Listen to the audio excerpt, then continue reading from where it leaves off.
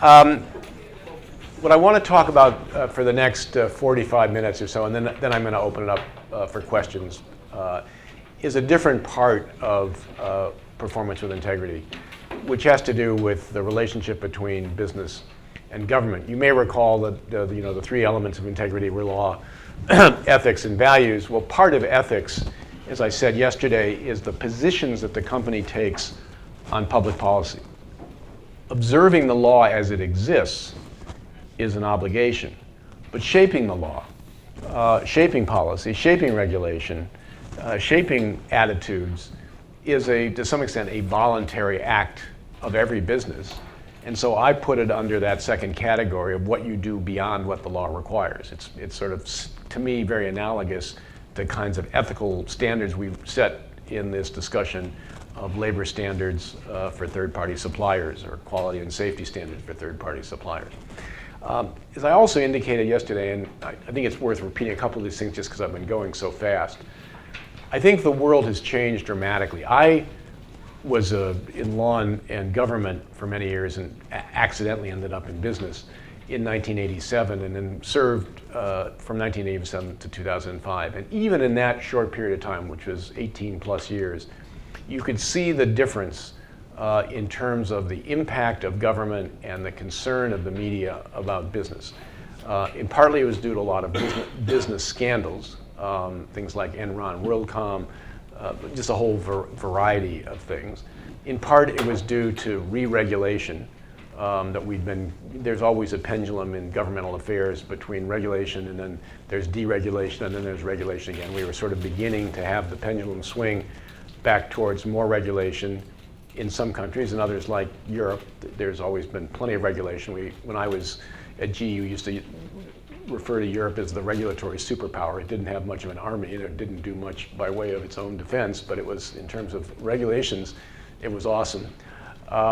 There is, without doubt, a much more aggressive NGO media community.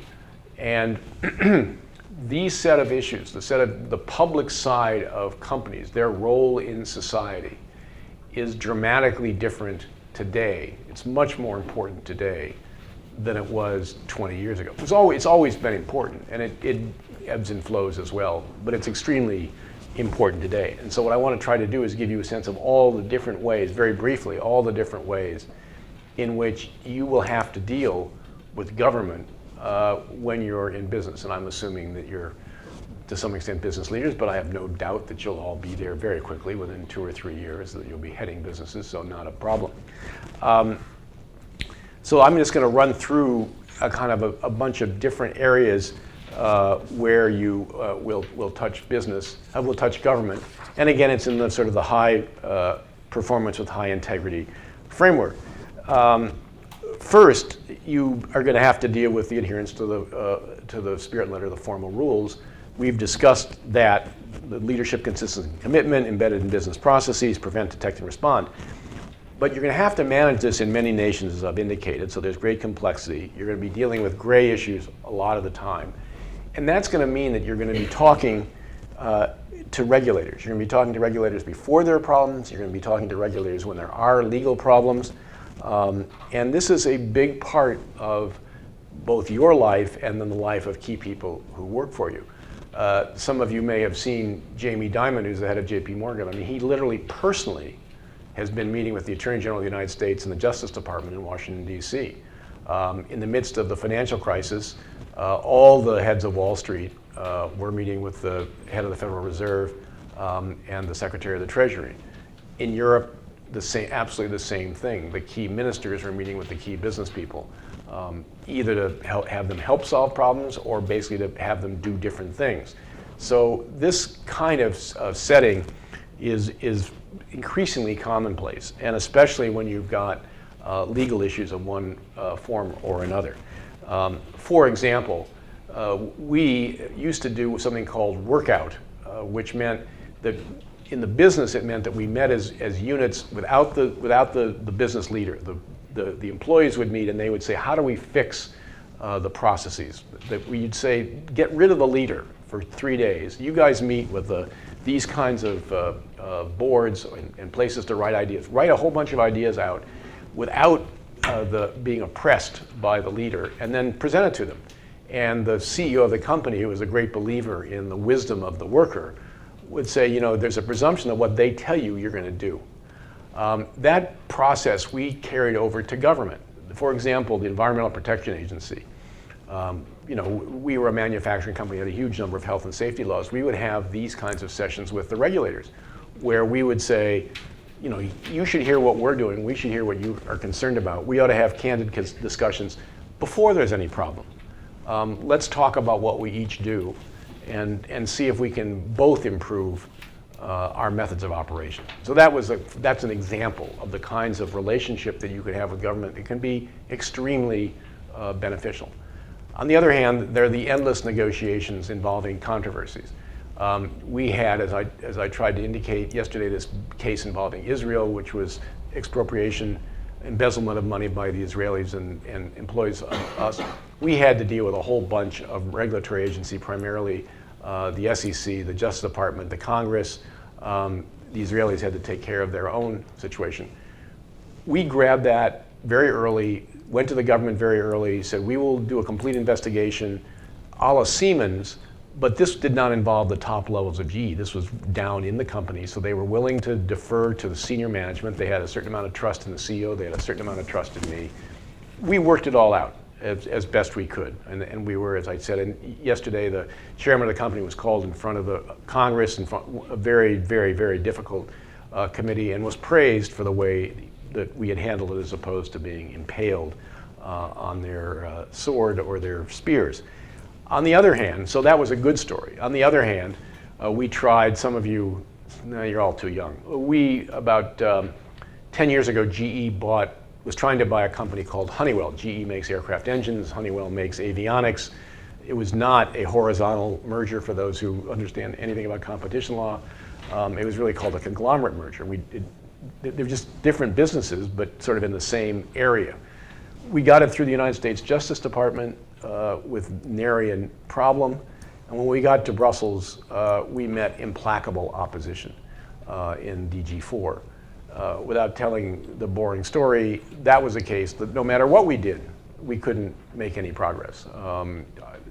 After the first meeting, it was clear to me that the staff wanted to have a huge scalp on their wall, and it was going to be us. So this was a case where however much we tried, it was critical, huge, a $25 billion merger, however much we tried, we were defeated. And they basically ended up, their demands were so great. They wanted to get us to give up $10 billion of the $24 billion of revenue in the business we cared the most about, that we basically didn't complete the merger.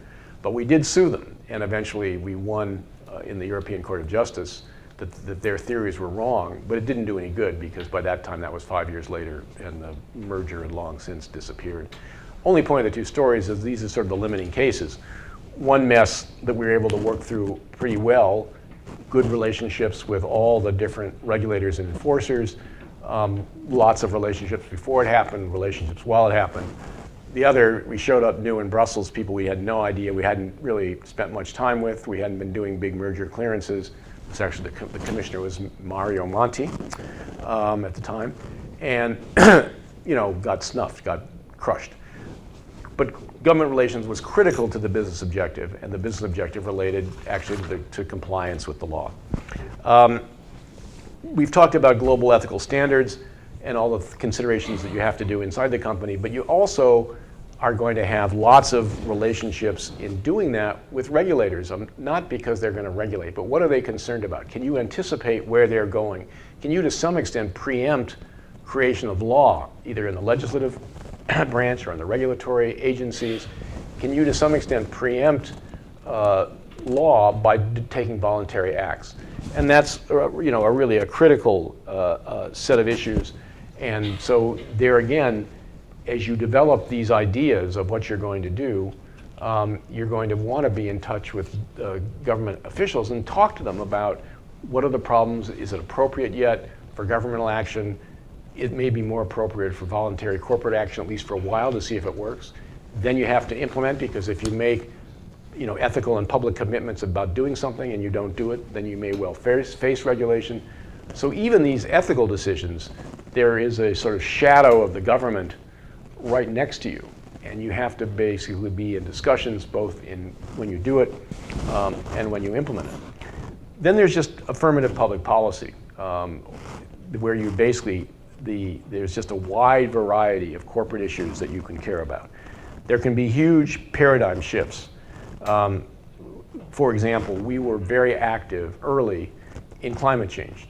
We were on the right side of climate change for business reason. GE makes a huge amount of energy producing equipment, everything from solar to wind to gas to steam to nuclear. And we also have big distribution business.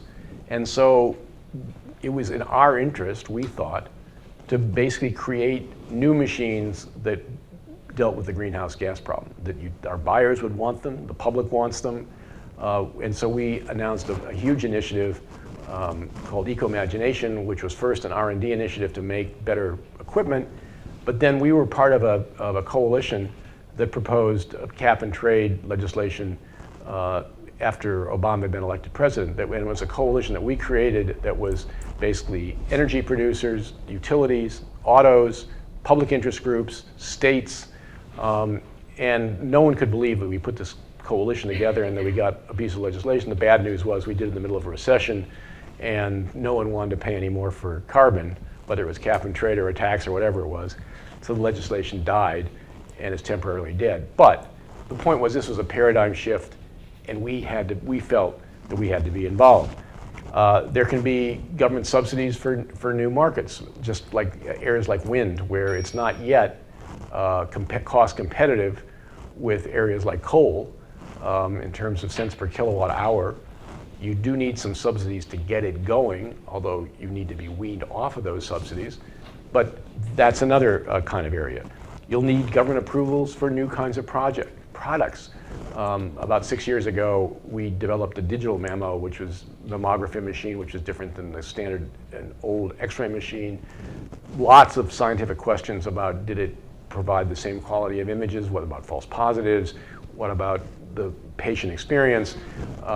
And to get something like that through, that's a half of a business problem and half a regulatory problem, because whether in Europe and the United States, there has to be government approval of these kinds of product.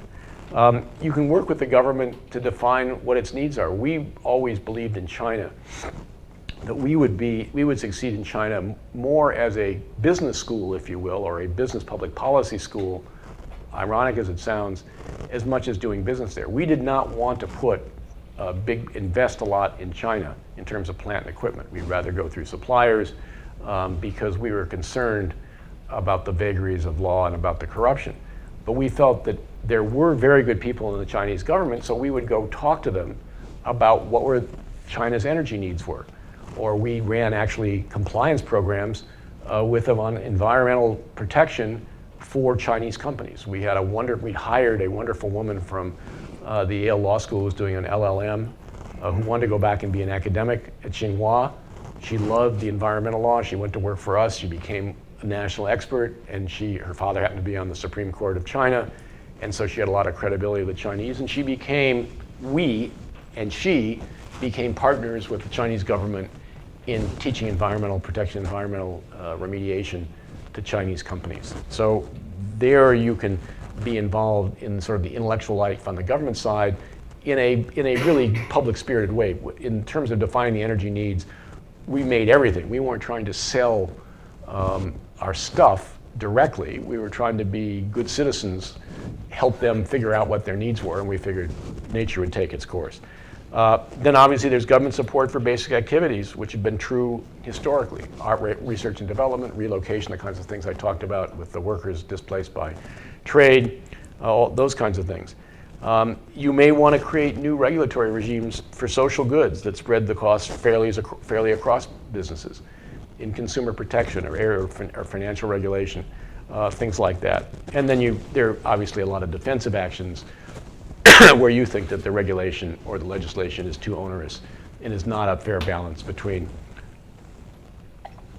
public interest and private interest.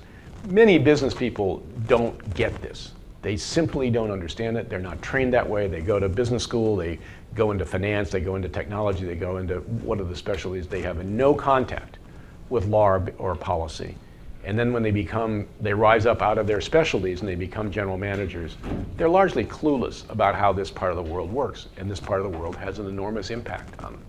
So I am a great advocate that people like you ought to take public policy courses or have joint degrees if you're willing to take the extra year, because it broadens out the kinds of jobs you can have, I think, and it can make your careers much more varied. But at a minimum, as business people, you absolutely need this kind of understanding and skills. In terms of I've listed a whole bunch of issues, but in terms of skill sets, there are really two different kinds of activities for a corporation. Policy development and policy implementation. And again, the first thing is that the CEO has got to make clear to the business leaders that when they come in with strategic plans, they have to talk not just about their competitors, their new products, their markets. They have to talk about trends in public policy that affect the ability of them to do business profitably and soundly in the various key markets in which they're in. That's a big change. A lot of businesses don't do that. And you need, therefore, two kinds of experts. You need policy experts who know the substance of a matter.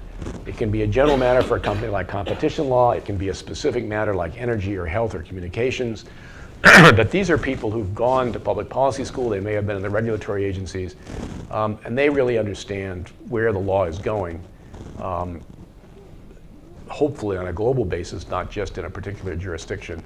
And they should be part of the strategy group at headquarters. They're not lobbyists. They are basically thinkers who are part of strategy and help the business decide where it's going to go. I mean, you wouldn't want to build equipment if it was not going to be regulatorily accepted. You don't want to build equipment if it's going to be out of spec because it doesn't go anywhere. Just as an example, you do want to build stuff if you see a government is going to try to meet a certain need, smog in China, lack of water in China, that is critical to the well-being of the nation, where they're going to absolutely need products that will help them solve what are really quite desperate problems. So one job is the policy development, the substantive policy expert. And their clients, these people's clients, are basically the business leaders and the people inside the corporation. The other job are basically the political experts, not the policy experts. And their clients are in the capitals. They're the people in the legislative branch, executive branch, the regulatory agencies, whatever. And they basically have to understand the policy, but they're more about selling the policy to the public decision makers. And they're different jobs. They clearly both have to know, the policy development folks have to know politics and the political experts have to know policy, but there's different emphasis of expertise in each. And you have to basically fuse them. You have to fuse policy and politics to get anything done in a democracy. And I tell you, I mean, business leaders, they have a hard time sometimes with policy, and they have a very crude view of politics. You know, if we just throw enough money at it, we can get anything we want. So there's an enormously, I don't know, how many of you had a background in sort of government or economics before you came here? Yeah, a certain number.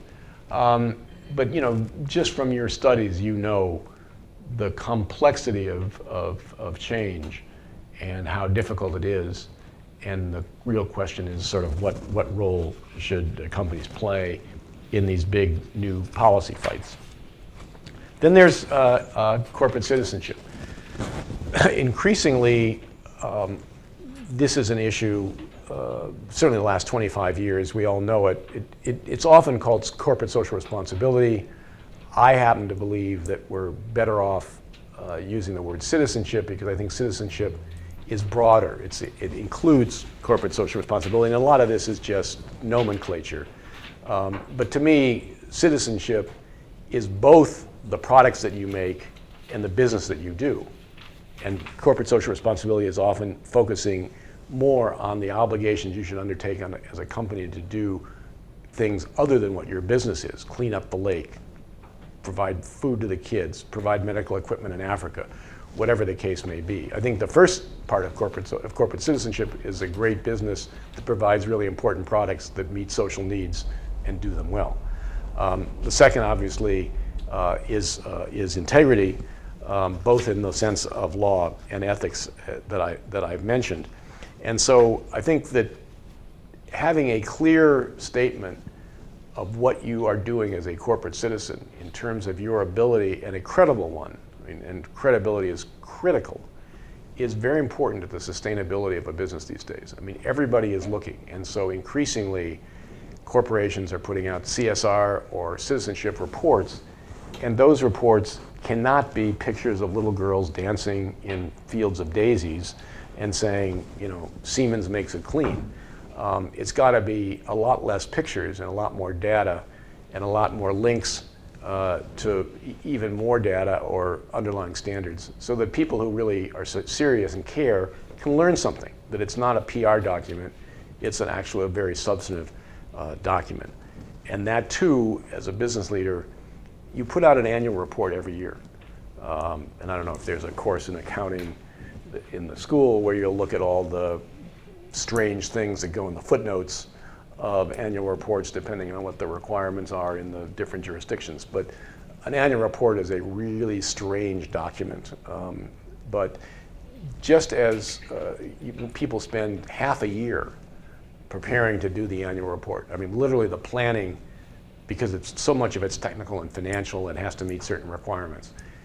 The same thing should be true for these citizenship reports, that they ought to be given the same kind of attention and care, and it be as expressive of important things as, at least in theory, the annual report is. So again, this question of citizenship, of how you present all these things to the world, where it's not just fluff, but it's a very serious attempt to communicate, is really important. New business, also, so much of that, and it goes back to this policy development idea that you have at headquarters, is critically important when you're deciding whether there's going to be a new business or a new geography in your portfolio.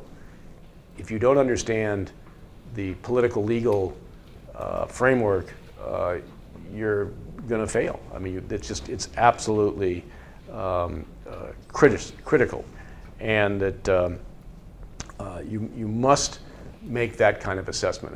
As an example, we were trying to expand a business that GE no longer has. It was an advanced materials business, basically plastics, and where we, for a long time, made high quality optical plastic for CDs and DVDs. Now the world's changed, and that used to be a great product and sell for a huge amount. It's become commoditized and people use other things now. But when you weren't even born and I was a little younger, it was a big deal. So the question was, were we going to build capacity in Southeast Asia? And were we going to build it in Malaysia, Thailand, Singapore, or Indonesia?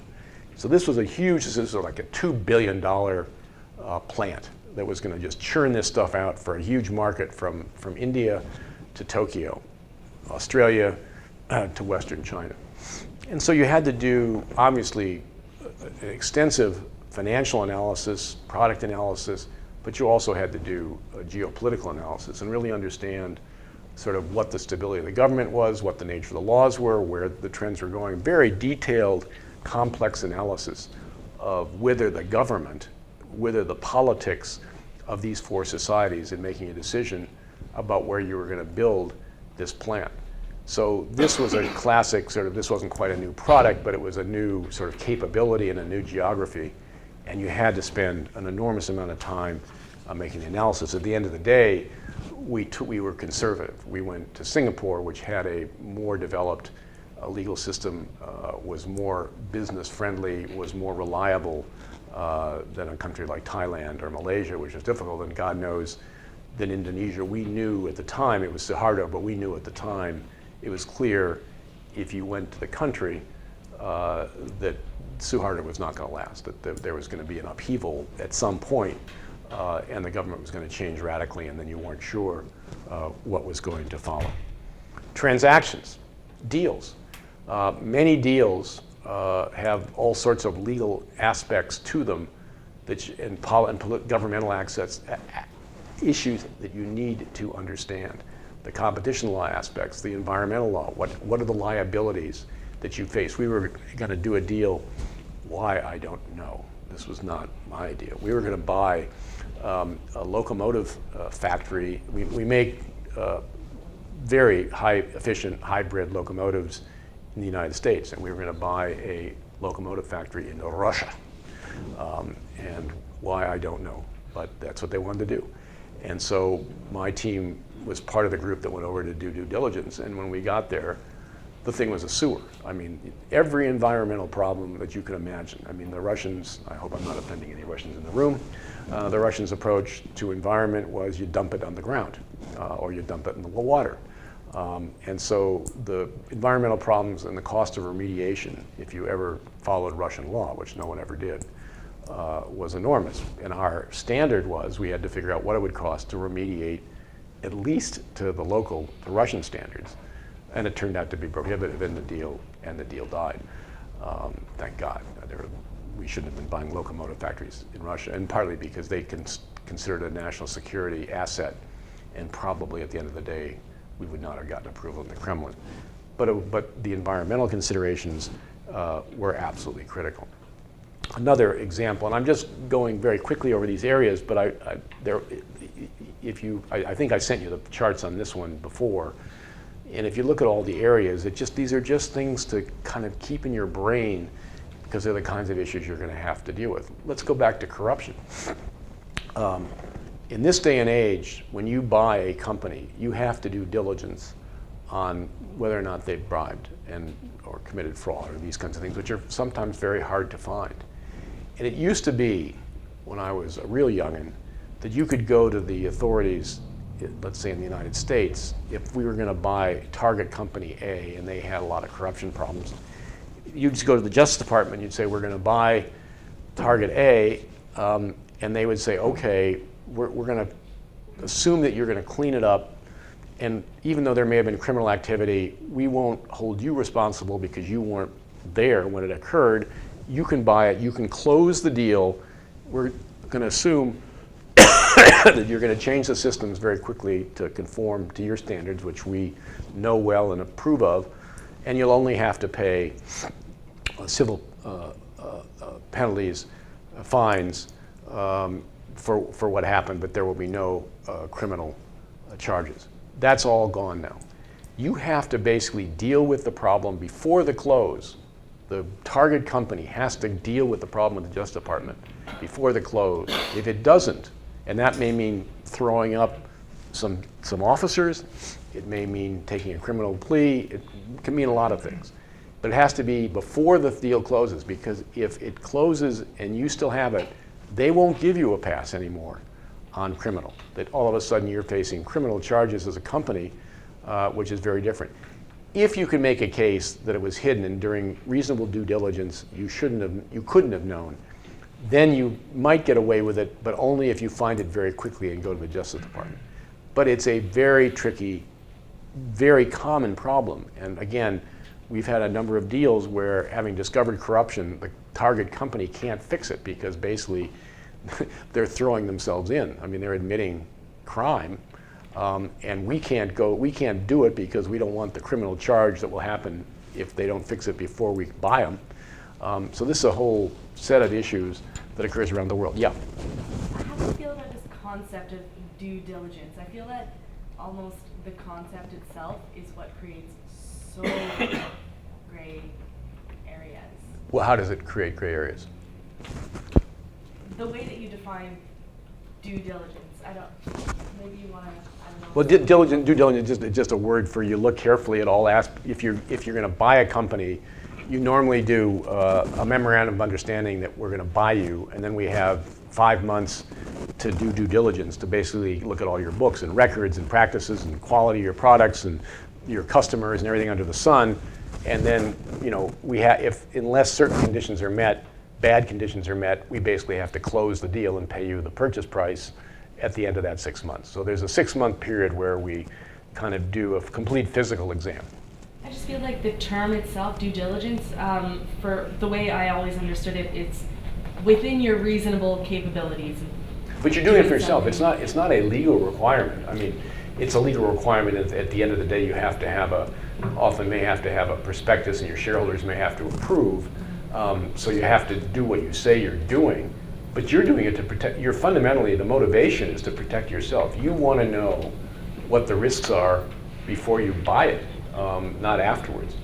You want to have a pretty good idea that, again, I don't know if you guys have gotten into the deal part of business school yet, but where there will be pro formas, which will all look great. In year 3, our profits will have increased 25%, revenues will increase 20%, will it be these 10 new markets, and of course, if the pro formas are wrong, if all the assumptions are crazy, then there's a big problem. So I'm a little confused because I think normally due diligence is very much in the interest of the company to do properly. I think I meant more in legislature, or I used to be a health and safety coordinator, and within the company it was due diligence. That was pretty much your. But due diligence for a deal, or monitoring for compliance with law? I think it's sort of all around. I was just asking about this concept. I just feel that there could be laws in place that replace this concept of due diligence that tell you actually how much you should be doing.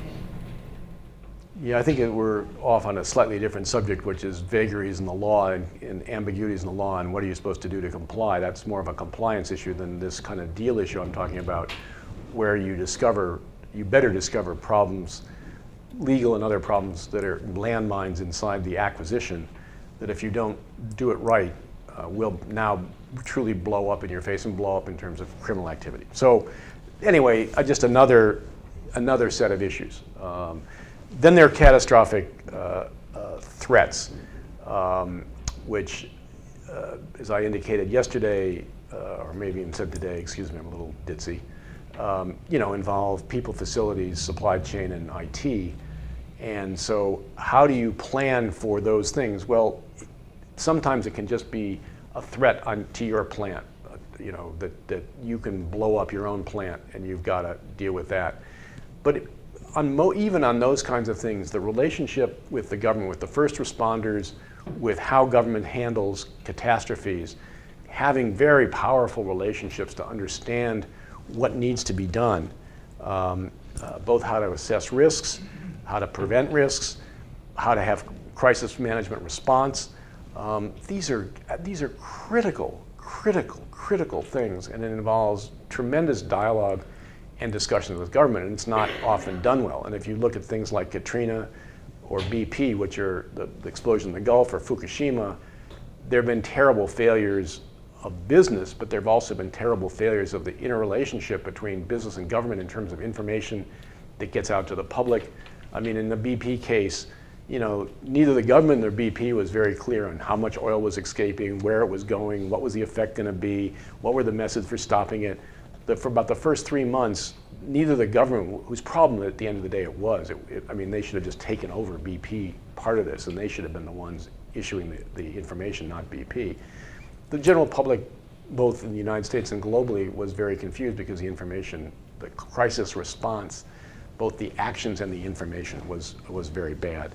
So, and as I say, BP, Katrina, the hurricane in the United States, and Fukushima, the tsunami problems in the nuclear plants, all had the same kinds of problems, both in terms of bad prevention and then bad response. And a lot of that had to do with the inability of the company to coordinate and plan about something that could happen with the government. And so that's another area. And increasingly, you're going to be facing these catastrophic risks. We live in a period of not only the possibility of sort of significant natural disasters, whether it's the tsunamis in Southeast Asia, tsunamis in Japan, hurricanes, we clearly face terrorist threats, which every business has to worry about. It's going to happen, and there are lots of stories about Al-Qaeda, having been sort of defeated, quote unquote, in Pakistan, but having all sorts of offshoots, whether they're called Al-Qaeda or not, and they're not necessarily controlled from the center, but in 10 or 15 countries around the world, which are then challenges to facilities, both governmental and private, from Western Europe and the United States. These are just all issues that are going to be there and require an enormous amount of coordination both before and during with the government. Okay.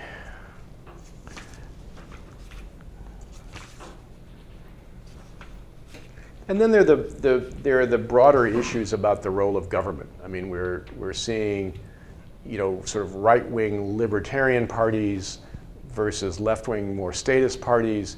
This is a debate that's been going on for 200 years, 400 years, but it's renewed today. And again, companies find themselves caught in the middle about, and are often asked, what's their view on fair markets, equal opportunity, environmental protection, social safety net, corporate governance, sectoral regulation. I mean, virtually everything that a company does is now the subject of some kind of governmental debate. And the question is, do you go through some trade association of which you're just part and you don't pay much attention, you just let the trade associate, you pay them $50,000 a year and let the staff do it, or do you take positions yourself and get involved? And this is really a very hard matter, again, for any complex company. I mean, you'd be shocked. I had a job, I had to worry about the law, I had to worry about tax, I had to worry about trade, I had to worry about public affairs, I had to worry about environmental health and safety. One of the things that I did is that I was following 150 different public policy issues in capitals around the globe.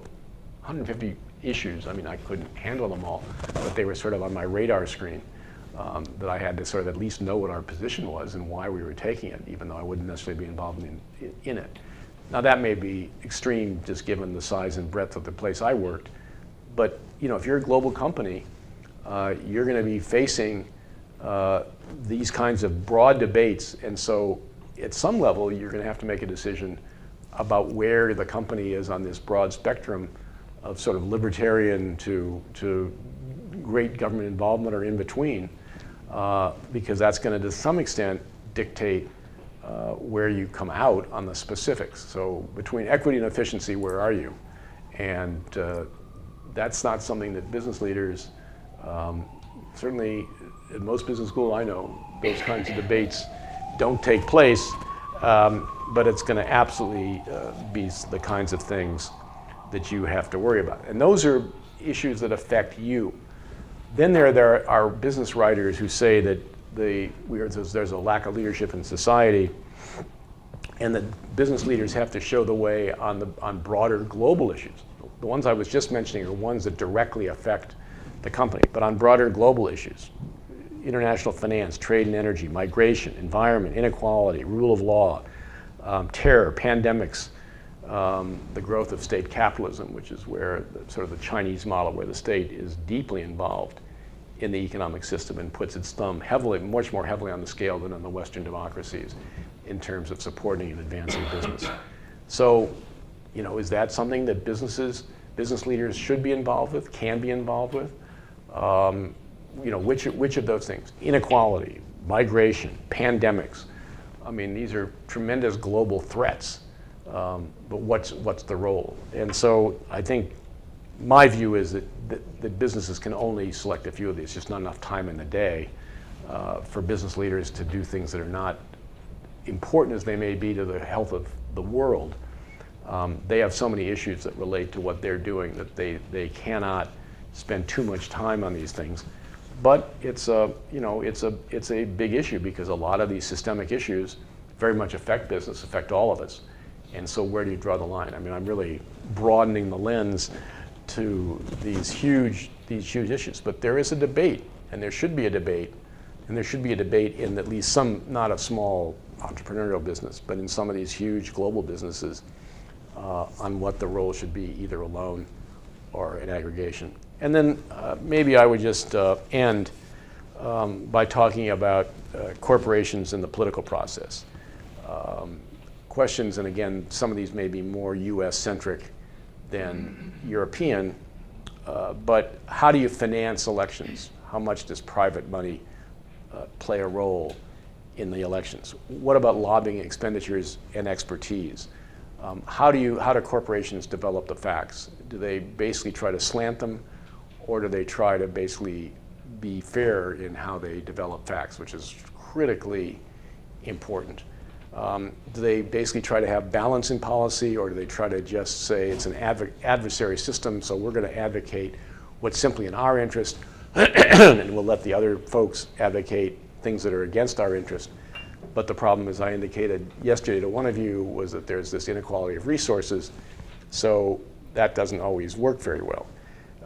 Should companies be partisan, or should they be bipartisan or nonpartisan? So these sort of process questions about election finance, lobbying expenditure, development of facts, balance policy, and then whether or not you're involved with one party or another, I think are critical to the health of the political system and to some extent the credibility of the company. My approach, I was a lifelong Democrat. I served as a presidential appointee in a Democratic administration. But when I was at GE, I viewed my role as being neutral, that I tried very hard to not favor one party or the other. And I ran the political operation, and it had a certain amount to do with sort of where funds went. I tried very hard to make sure that when we were using facts in the legislative process, because again, I've been in charge of policy in the government, that the facts came from true experts and that they were not, we weren't falsifying them, we weren't skewing them, that we were trying to give a good account of them. And I also felt that to be effective politically, you had to have much more balance than companies do. They often just come in and beg for stuff that will improve their profitability. Again, this is a whole broad, full course in the joint business and public policy degree that you guys are all going to be taking in a couple of years. But these process questions are critically important. So, I've tried to indicate that as part of your job, the relationship in all these different spheres, whether it's broad policy, new products, compliance with law, catastrophes, that your involvement with government is going to be extensive, and you need to be trained in it, you need to understand it, you need to spend time on it, you need to spend resources on it, and it's a great challenge, and it's a challenge, in my view, what I call the business and society issues are only going to increase in salience as the years go on. They're not going to decrease, so it's going to be a bigger part of business people's lives than it has been, just as the difference between 1995 and 2005, I think, is marked, I think, by, the difference between 2005 and 2015, there's been a progression, evolution towards more business involvement in government just because they have to, and I think that trend's going to continue. Let me stop there and let you guys ask me questions, probably because I run out of gas, but I'm happy to answer any questions that you have. And again, I hope I hope that you've been able to get at least some perspective by someone. The advantage and disadvantage I have is that I did work for what was then the biggest company in the world, and maybe the most complicated company in the world for a long time, and two of the most demanding CEOs. So for better or for worse, you're hearing it from someone who was in the belly of the beast. But hopefully some of these things are analytic. This is not a bunch of war stories. There's really a framework here that I at least believe in that you may or may not find of use. Yeah. You mentioned balance in the lobbying activities rather than just self-interest. Could you elaborate on that? Yeah, I mean, for example, on climate change, I mean, that we basically put this coalition together that was, as I said, the manufacturers of energy-producing equipment, utilities who buy it, consumer groups, the autos who have their own environmental issues, the NGOs who are active in the environment, I mean, often against the companies. In the United States, something called the Environmental Defense Fund, the NRDC, the cities. And so we had this amazing coalition, and the idea was that we all had a set of different interests, and could we put those interests together and come up with a piece of legislation that would deal with the ultimate problem, and where we sort of tried to figure out where can we compromise? Where can we make it work? So that would be a clear example of something like that. That was tax reform. We recognize that loopholes have to be closed and that there basically has to be additional revenue, and we have to change the international tax system. How do you do that balances the government need for revenue and the companies need to be competitive globally, because the US tax system is an anomaly in terms of international tax compared to every other country in the world. So there too, you have to basically, both to be effective in terms of policy, but also to be effective in terms of politics. You can let the politics be the vector forces colliding, or you can try to basically understand the vector forces, and your proposal takes into account that there are different concerns and that they need to be optimized. One's not going to dominate. And that's not a good idea either as a matter of policy or politics. So I know you may think that's naive, but I don't think I'm naive. I've been doing this for a long time. And I think you get a lot more credibility, and you can get a lot stronger group of allies if you do it that way. And it's the only way you're going to get anything through governments these days in any event. Yes? You mentioned you, at one point, had to deal with 150 or so policies that ranged in different countries. And I was wondering if those were policies that generally affected different sectors because GE is so big, or were they policies that different countries had regarding business practice in general or business with multinationals? Was there any similarity across those policies in regards to the subject matter, or was it just different? No, it was wildly different. I mean, what was going on in the EU could be completely different than what was going on in China or India. So I think the way I thought about it, it was very much you had to understand their political system and their culture and what was of concern to them, and be able to talk in their terms. And so in India, there was always, because they were so suspicious of foreign business, you were always fighting the protectionist mentality in India to allow sort of more open trade. In the EU, it depended on the subject matter. Sometimes pan-European rules were very advantageous to commerce, but sometimes in environmental or privacy areas, they would be more restrictive than the United States, and so you'd have a discussion about, what's the right way to do it, and that's the subject of huge European-U.S. trade talks right now, whether they can reconcile some of those things. In China, it was just everything under the sun, but starting with rule of law. I mean, we spent a lot of time trying to work with them on rule of law because China is going to be an enormously problematic society to do business until it changes, and that change is a long way off. Yeah. And that brings me to my second question, kind of like what Bonnie was saying. There's so many gray areas when you're dealing with multinational business, but at the same time, I feel like there's a lot of issues that are pretty standard because, like you said, China's always has a ways to go before things can be, business friendly. Europe is a little bit more protectionist sometimes. The values are a little bit different than perhaps in the United States.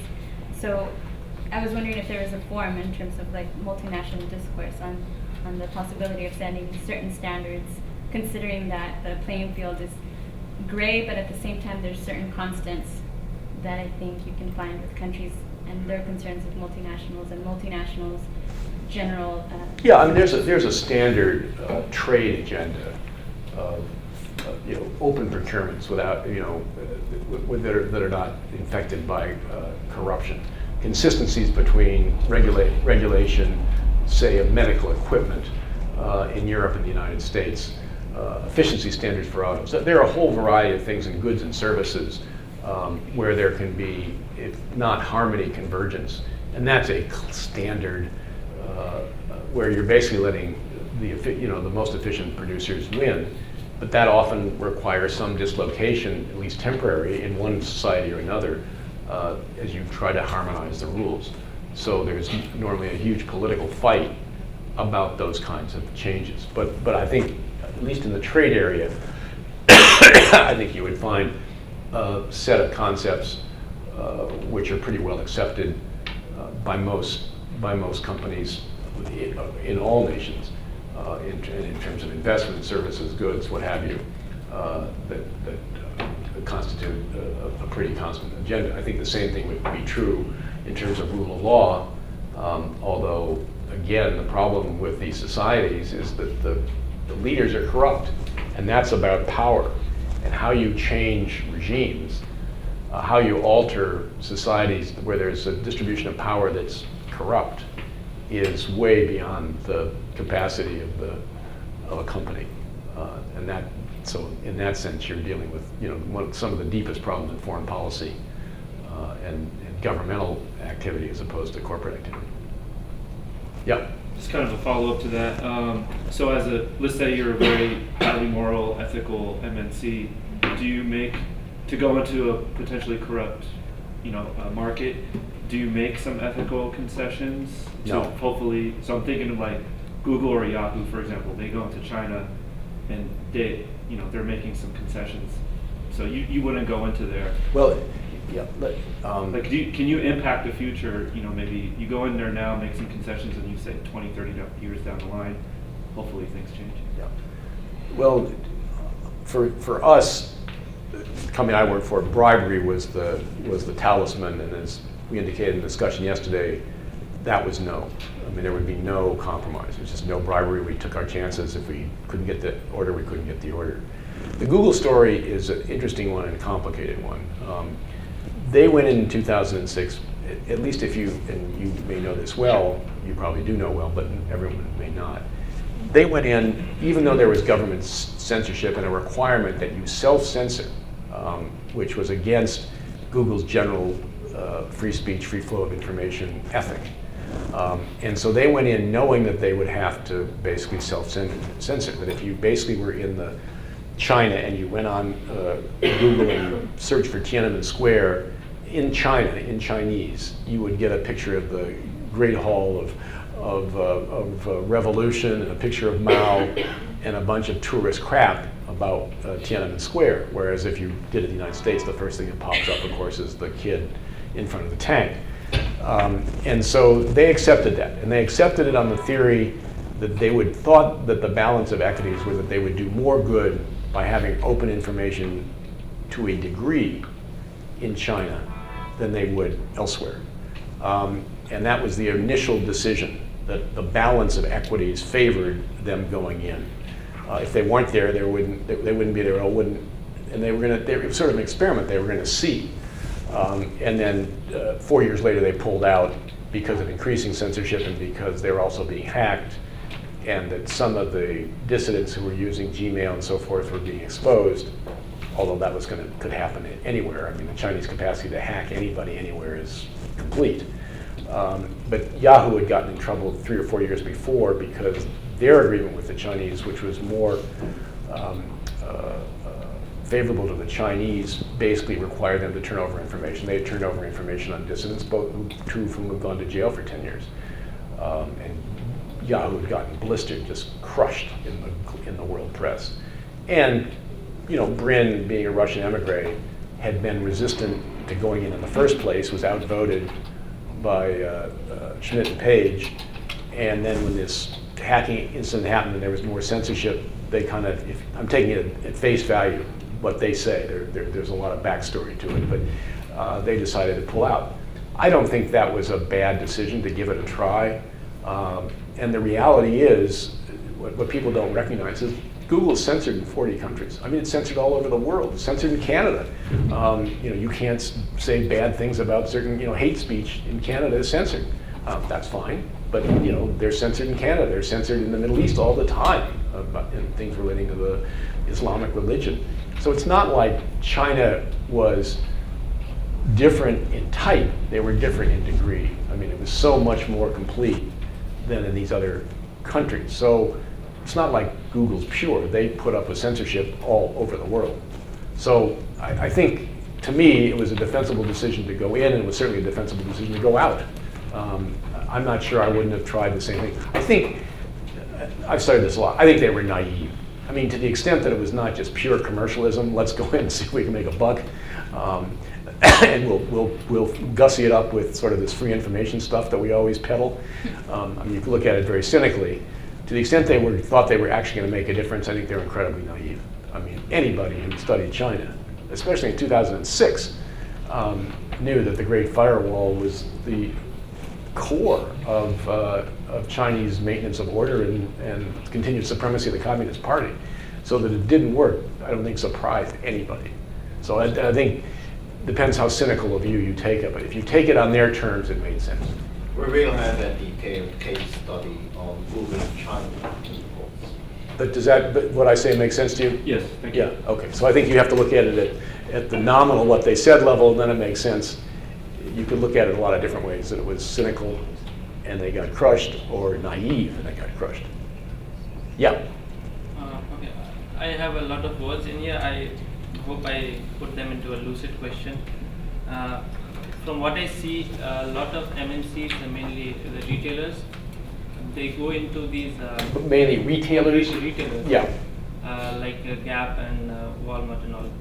They go into these countries where they can get cheap suppliers and cheap manufacturing units, and they clearly know that the labor there is being exploited. But do you think that there's a lack of will among these MNCs?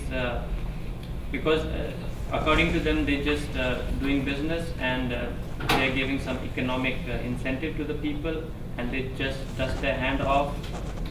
This is your problem, you deal with it. So do you think this is a trend in MNCs?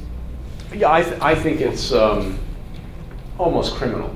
I mean, that they're complicit in these terrible conditions in Bangladesh, for example, because Bangladesh actually has taken from China a big part of the garment activity over the past 20 years because of lower wages.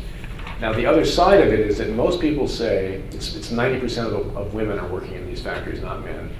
Their wage is like $35 a month. But most people would say they don't want, I mean, both NGOs, Bangladesh itself, Western governments would say we don't want to have that go elsewhere because it is the way out of poverty and sort of rural life for a lot of people, even though it's terrible. And the answer is improvement, not disassociation. But I think that unless you have improvement, it's not tolerable. I mean, that these places are hugely dangerous, as we know, and that someone's got to pay for it. And I think the realism of a Gap or Abercrombie and Fitch, or you name the firm, you name the retailer. I'm not an expert on Bangladesh, but I do know that the government is broken, that there's no law enforcement, there are no standards. They fight like crazy. The government's not going to do it. They're against labor organizing, so it's very hard for the employees to have a voice. The manufacturers, the people who own the factories, just want to make a buck. There's the Garment Manufacturers Association, which talks a good game and doesn't do anything. So where's the power and the money? Well, the power and the money is in the buyers. And that I guess if I were making stuff there, first of all, I'd like to think that good brands, you can sell it for 15 cents more and people will buy it. I mean, the price differential is just not that great. I mean, that if people like Gap or they like Abercrombie and Fitch or something like that. So having lowest dollar is not the only thing that you're about. We've talked about this many times, cost and quality. Quality and brand can be important. And I guess I would either build my own facilities or I would have 10 that were mine and where I was damn sure and that I might invest in a local business person and make sure they're up to international standards. I think this kabuki game where there are about 8 different parties responsible and nobody's responsible, nobody's paying any money, and there's no consumer movement. I mean, why don't you guys organize the boycott Gap movement? I mean, there's not much of a consumer movement because in times of recession, people want cheap goods. They don't want to pay. They don't have the money. I mean, part of the problem with the economic conditions in the West in the past few years is that, you know, Walmart sales are up, all the discounter sales are up because people have less disposable income. So it's a terrible dilemma. I can't say what I would do. We have nothing to do with the apparel trade, but my instincts are you should own your suppliers in that case, and make sure that the conditions are appropriate. The problem, in fact, doesn't start at the supplier, means the manufacturers or retail units. It starts at the agricultural units, because when you consider cotton, it's a very labor-intensive, sector, and a lot of the child labor, they are employed in the cotton industry, right from picking the farm and spraying pesticides. So there has to be some way where you can track back where the cotton starts from, because that's where you need to, focus your attention. I take that as a fair point. I was focusing more on the structural problems of the facilities, but I take that as a very fair point for sure. But this, this industry it's so endemic, and there's so many different actors that to get everybody together to do it right is, a humongous task. And to some extent, individual companies, about all they can do. It goes back to this child labor difference between the code and between social welfare. About all a good apparel retailer can do, I think, is make sure that their products are produced properly. I'm not sure they can solve the much broader problem. It just may be there has to be some kind of governmental intervention, but Bangladesh doesn't seem to have remotely the capacity to do that. As per ILO, the cost of ending child labor is not a lot. It's just $760 million in Bangladesh or in the world, in the world. Over a period of 20 years. So if there is an economic will or a political will, probably those emerging countries don't have this kind of resource, but the developed countries, because this peanuts as compared to the defense money they dole out to certain countries, this just peanuts. But is Right, there but a if lack you don't of have on the child labor issue, if you're in China and it's Chinese businesses, and the Chinese government doesn't care, and the Chinese government wants exports, they want balance of trade, they want, what are they going to do? I mean, that's a problem that we can't do anything about. We can do something about child labor in our facilities. I'd have to go look at the numbers. But if you looked at the number of kids who are probably underage in China, I would guess that 95% of them work for Chinese companies. I mean, they don't work for international companies. And then that's just a complete failure of Chinese labor law and authorities to do anything. They have a lot of reasons for doing it. A lot of reasons from a national economic perspective that makes them turn a blind eye. So the point's well taken, but I don't know what you're going to do about the governments themselves and indigenous industry and employers, where the sanctions are going to be from the government, not from shareholders, around the world. Yeah. So my question is leadership-oriented. Leadership, it's about leadership. One thing which struck me when you mentioned these enormous tasks, that if I was in your position, I didn't want to be on my alone. I would have needed a good team behind me. I would have needed a lot of help. How did you make sure that you had the relevant people around you? Did you learn anything? Do you have any specific advice to someone in Hungary who had the same task, to build a team, to make the relevant decisions? Or like even if someone had the same task in China, do you have any specific? Yeah, if you Google me, you'll find a lot of articles, because I sort of, for better or for worse, transformed the function inside of companies. And the way I did it wasn't about me. It was about the CEO of the company allowing me to hire the best people in the country to come in. So whether it was, now this is law, although it's also environment and trade, but the best lawyer in M&A, the best lawyer in IP, the best lawyer in taxes, the best lawyer in litigation, And so we took people out of law firms, out of government, and we just hired the best people. This was a vast company. It was a rich company, could afford to do it. When I went to GE, I had 33 direct reports, either dotted line or straight line to me. And within 3 years, I fired 29 of them and replaced them. So no, I mean, it is pretty basic, which is that depends on your resources, but as fast as you possibly can, you get the best people you possibly can. I could not remotely have done what I had to do unless I had fantastic people working with me. So it couldn't be simpler. And I think that's, if there's ever a rule of organization, it's about that simple. You have to have the best people, and you've got to delegate to them and let them lead their own lives and not micromanage them and judge them on results, not on every step of the process. You've got to give them rewards, whether that's sort of emotional praise or monetary. You've got to give them opportunity to advance. I mean, there's some very basic things. I mean, there's a whole HR industry out there, but on this stuff, I don't know if it's that complicated. Best people give a lot of room to run, give a lot of praise, and if you can, pay them a lot. At least in business. Yeah. Can you give us some, for people who want to get into CSR as a career, can you give us some career advice? You mentioned studying public policy. Are there any other tips or guidelines for people who want to? Well, I think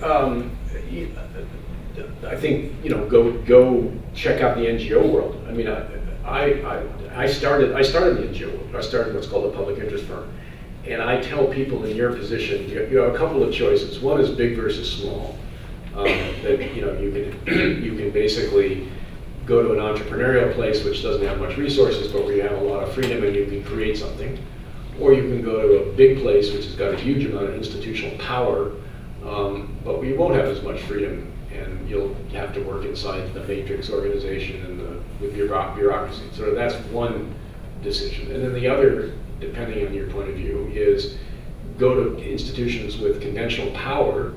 Where you're going to have to make compromises about your positions, or go to an advocacy group where you can advocate whatever you damn please and satisfy your own ideological desires. And so those are two very, very fundamental choices. Working on CSR, citizenship inside of a company in this day and age can be rewarding because they're all trying to do a fair amount. There's a certain amount of willingness. Is it infinite? No. Are there resource constraints? Yes. Are there business and political constraints? Yes.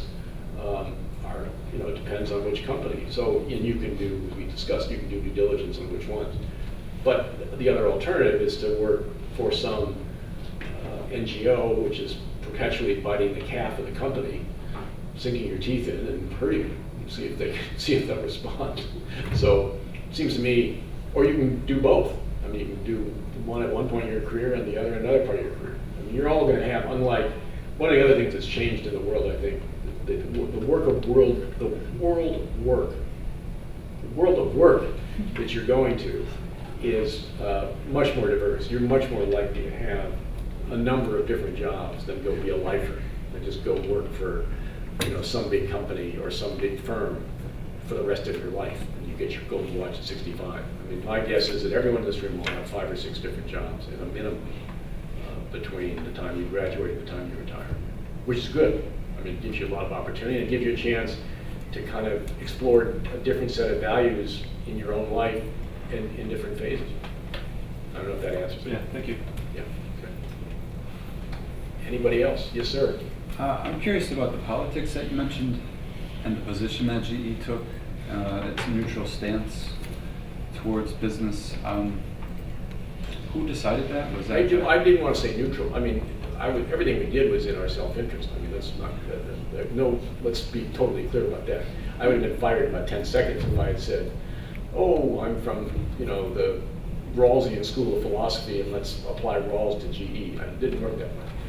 What I tried to say was it is in our broader and longer self-interest to do something balanced because we may actually get something done. We'll have more allies, we'll get better media. I mean, but they were all pretty practical reasons, and people could disagree, but I was able, much of the time, to convince a very conservative CEO who, if we actually sat down and talked politics, which we did as a matter of joking around because we knew we differed rather than seriously,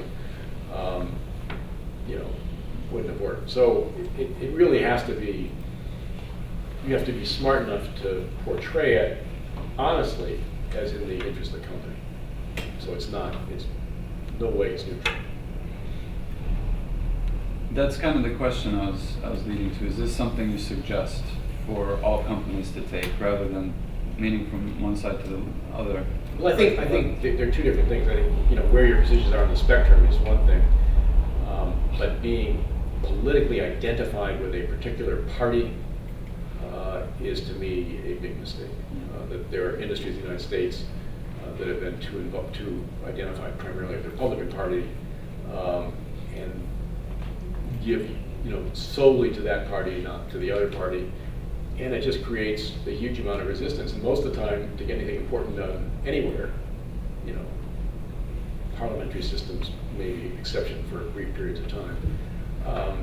In those bicameral settings, you need both parties, and more importantly, you need to have it be durable. You need some kind of breadth of acceptance across the society, or it'll be very short-lived. You can get something done, and then it just gets reversed because it's too one-sided. That to have these things endure, the things that endure are things that are balanced and do appeal to at least a significant part of the population that sort of ranges from the moderate left to the moderate right. So I think it's partly for durability, sustainability as well. That's there's a lot more behind it than that. But Peter, you want to give me your last question? Come on. I've been waiting expectantly for the zinger from Peter, the professor. We have 1 minute to go, and then I turn into a pumpkin, thank God. Well, actually, I wanted the students ask questions instead of the professor. I guess But we will have a discussion on this afterwards. So the question is more like this. Will you be available as a resource person from remote, of course, when we come back later in the spring to some of these questions and we need some guidance from you? How can I say anything but yes? Okay. So I think we really exhausted Ben Heineman, and again I want to thank you very much for volunteering to do this. And well, there is no formal evaluation, but I think you could sense the reaction of the class. This may be the last mini MBA that the CEU ever tries, but Yes. it was an interesting experiment. Thank you guys for